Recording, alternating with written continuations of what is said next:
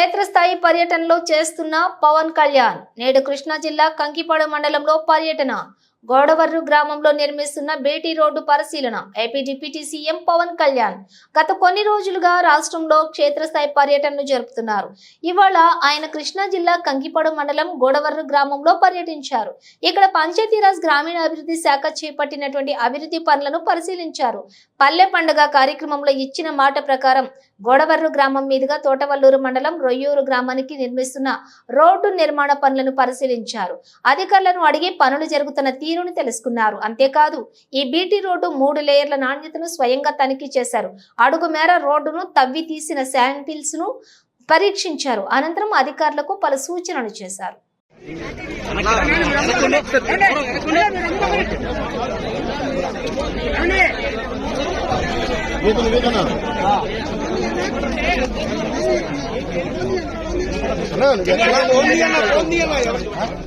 I love you. I love